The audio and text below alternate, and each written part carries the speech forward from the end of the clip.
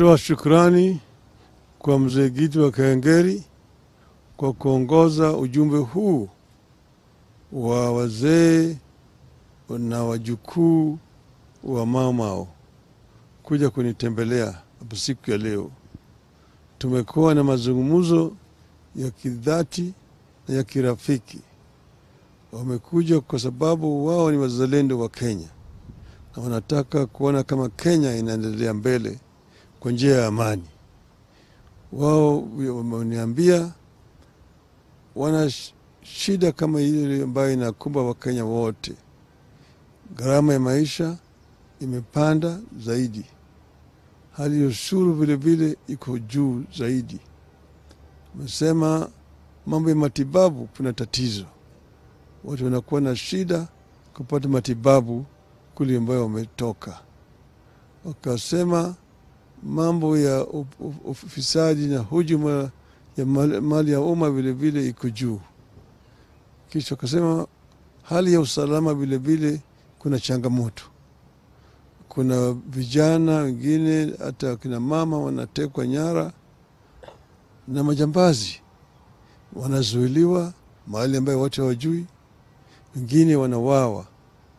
Hali kama hiyo inaleta tatizo mingi zaidi, inaleta hali ya hofu katika taifa la Kenya. Wakasema wanataka yale mambo yote yatatizwe.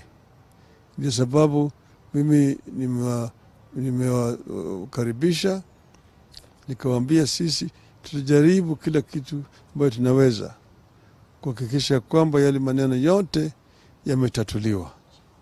Hiyo ndio msingi ya hii mkataba ambayo tumeweka sahihi na Bwana Ruto. Tunataka kuona kama Kenya inaendelea mbele kwa njia ya amani. Haya ndio mimi nimesema.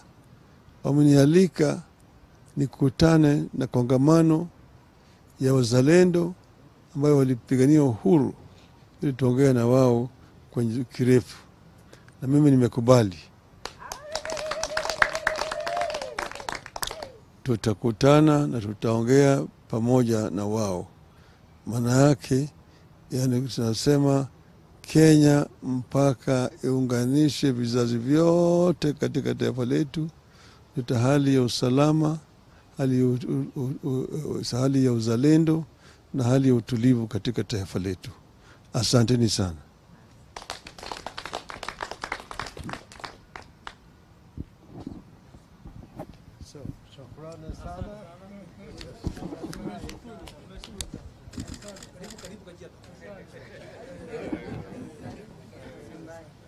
Karibu